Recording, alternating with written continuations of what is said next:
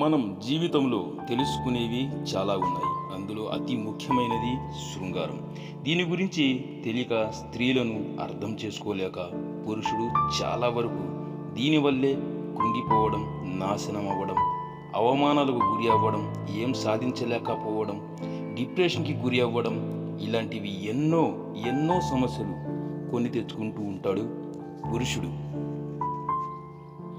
నీలో ఉన్న ఈ సెక్స్ కోరికే నీ జీవిత పతనానికి మూలమని నువ్వు తెలుసుకున్నప్పుడే నువ్వు జీవితంలో మనశ్శాంతిగా ఉండగలవు, ఏమైనా సాధించగలవు. ఎప్పుడైతే నీకు కోరికలు రావడం మొదలైనాయో అప్పుడు వెంటనే పెళ్లి చేసుకుంటావో, నీ భార్యతో ఆమె ఇష్టంతో పిచ్చి పిచ్చిగా శృంగారంలో నీకు ఇష్టం వచ్చినట్లుగా ఆమె కోరిక నీ కోరిక తీర్చుకుంటావో, శృంగారం మీద చీదర పుట్టినన్ని రోజులు శృంగారంలో పాల్గొని ఛీ ఈ చండాలమని నీలో ఆ కోరికలు పోతాయో, నీ శరీర దాహం తీరిపోయిద్దో అప్పుడు మనిషి ప్రశాంతంగా ఉండగలడు, ఏమైనా సాధించగలడు.